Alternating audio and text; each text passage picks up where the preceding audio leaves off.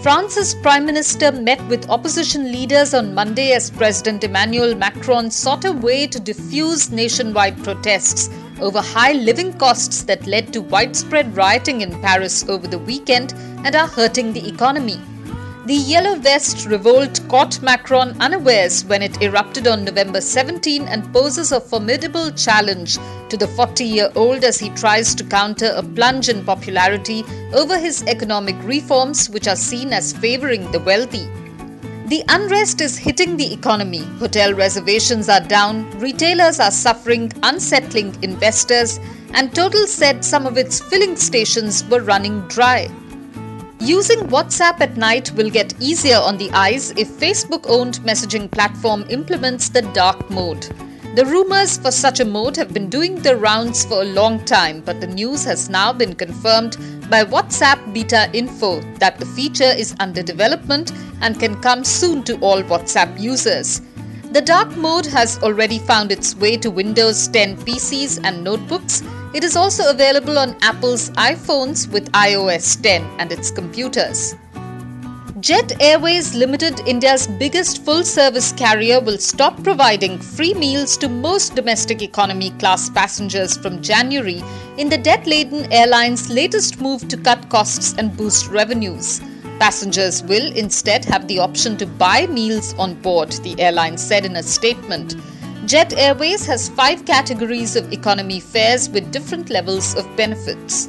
In one of the biggest deals across the consumer goods space, Hindustan Unilever Limited on Monday said it will buy GlaxoSmithKline's India business, including the popular Horlicks, Boost and other brands, for around $3.8 billion. With this proposed strategic merger with GSK Consumer Healthcare India, HUL plans to expand its portfolio with great brands into a new category catering to the nutritional needs of consumers. Moving on, driven to despair by being offered a meager 20 paise per kilogram for his brinjal production, a farmer in Maharashtra destroyed the entire plantation on his land to save himself from incurring further losses.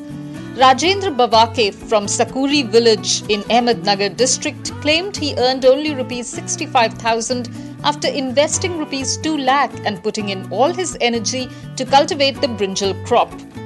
Frustrated with the low income, the distraught farmer uprooted all brinjal plants from his field and threw them away.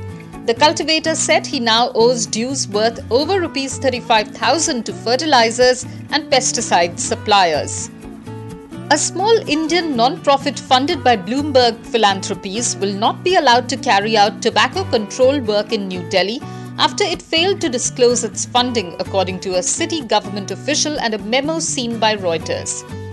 Other foreign-funded organizations will need to seek prior approval in the future for anti-tobacco activities in the Indian capital, the official also said. The Delhi government's decision comes amid similar moves by Prime Minister Narendra Modi's federal administration, which has since 2014 tightened surveillance of foreign-funded non-governmental organizations, saying many of them work against India's national interests. Congress Chief Rahul Gandhi on Monday attacked Prime Minister Narendra Modi over the issue of agrarian distress, saying he was making 2 Hindustans, one for Anil Ambani and the other for farmers. He cited a media report which claimed that for 750 kg of onions, a farmer was given Rs 1,040 in Maharashtra. Modi ji is making 2 Hindustans. One is the Hindustan for Anil Ambani, who without doing anything without making an airplane will get the Rafale contract worth Rs 30,000 crore from Modi ji. The second is the Hindustan for farmers, whose 750 kg of onions grown after 4 months of toil will get only Rs 1,040 from Modi ji, the Congress president tweeted. About 100 million users of Quora were affected by unauthorized access to one of its systems by a malicious third party, the knowledge-sharing website said yesterday. Account information including name, email address, encrypted password and data imported from linked networks when authorized by users may have been compromised, it said. The company said it is logging out all Quora users who may have been affected to prevent further damage.